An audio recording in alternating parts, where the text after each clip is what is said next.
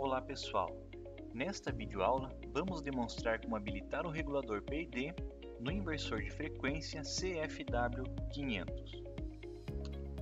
A utilização desse tipo de controle em conjunto com o inversor de frequência gera estabilidade em processos e promove a economia de energia em aplicações de nível, pressão, vazão, entre outros. Muitos inversores já possuem este tipo de regulador incorporado, como é o caso do CFW500. A seguir, vamos mostrar como podemos controlar a variável pressão na saída da tubulação em um sistema de bombeamento. Observe que teremos uma referência, que é o valor desejado, também chamado de set point, e um valor medido, que é a variável de processo. Nesta aplicação, o inversor irá controlar a velocidade do motor para manter o valor desejado igual ao valor medido. Então, vamos demonstrar através de simulação em uma maleta didática a aplicação do regulador PID. Considerando que o inversor de frequência CFW500 está com a parametrização de fábrica e os dados de placa do motor inseridos pelo startup orientado, daremos o início à parametrização definindo primeiramente o modo de operação. Isso é realizado acessando P220. Para esse exemplo, vamos colocar em 1, que define o modo somente remoto. Na sequência, ajustamos o P222, que é a referência de velocidade em remoto, para o valor 0, que significa controle de velocidade pela HMI.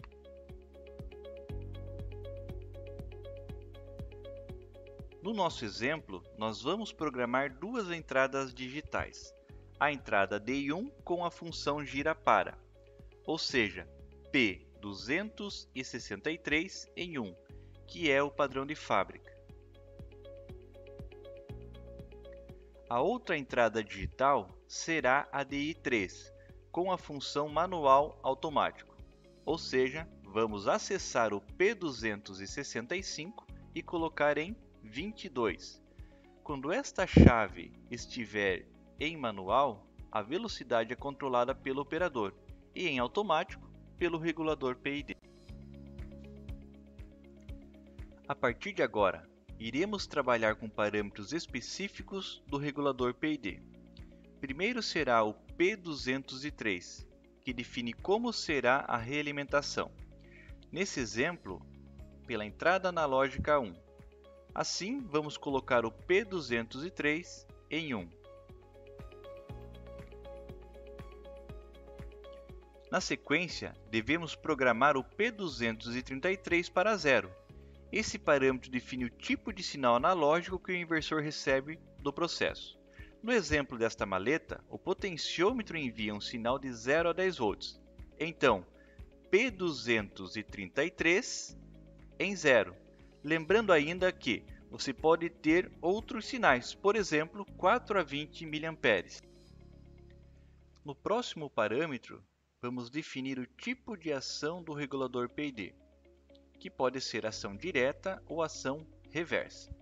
Nós vamos utilizar o P527 em 0, que é a ação direta.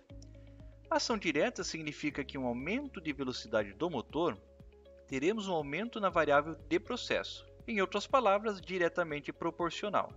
E reversa, um aumento de velocidade do motor diminui a variável de processo. No nosso caso, como temos a intenção de controlar a pressão na tubulação de saída da bomba, teremos a ação direta, pois o aumento de velocidade aumentará a pressão do sistema. Também devemos ajustar o P536, que define como acontece o ajuste do set point. No nosso caso, colocaremos o P536 em 1, que significa ajuste automático ativo.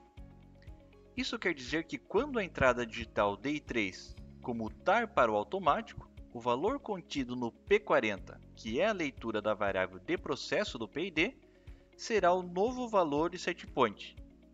Mostraremos esse ajuste na simulação posteriormente.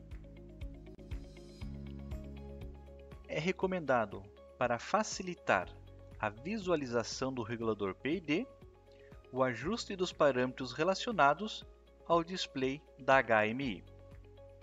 No menu do inversor de frequência CFW500, vamos selecionar o grupo de parâmetros HMI.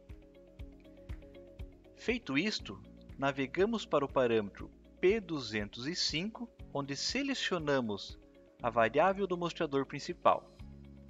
Então, para visualizar a variável de processo do PID, colocamos P205 em 40. Em seguida, no P206, iremos colocar o valor de setpoint no mostrador secundário da IHM. Então, ajustamos P206 em 41. Após realizada a parametrização do inversor, vamos então fazer a simulação de um sistema de bombeamento. O potenciômetro analógico conectado na entrada analógica 1 fará o papel do nosso transdutor de pressão. Ele está instalado na tubulação de saída da bomba. Esse valor de realimentação podemos monitorar através do mostrador principal da HMI. Ao lado, temos um indicador analógico ligado à saída analógica do inversor, que nos mostrará a velocidade do motor em percentual. Temos também 4 entradas digitais, onde a entrada digital DI1 está parametrizado para gira-para, e a entrada digital DI3 está parametrizado para manual automático do regulador PID. As demais entradas digitais, nesse exemplo, não estamos utilizando. Então vamos acionar o motor através da entrada digital DI1, nosso gira-para, e inicialmente estamos operando com o regulador PID em manual, ou seja, DI3 aberta. Em manual, utilizando as teclas da HMI, ajustamos a velocidade do motor de modo a definir uma pressão ao sistema. Vamos simular essa pressão desejada pelo nosso potenciômetro. Por exemplo, algo em torno de 50%.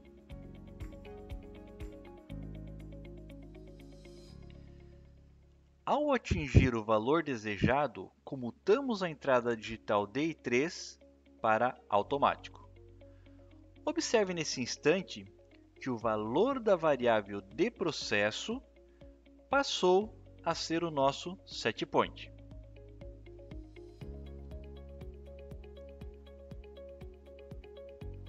Então agora, imaginando um processo real, onde a pressão medida no sistema, que é a variável de processo, cai em relação ao valor desejado.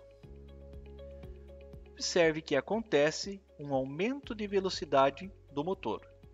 Esse aumento de velocidade do motor provoca um aumento de pressão. Essa pressão é aumentada até termos novamente um valor desejado igual ao valor medido.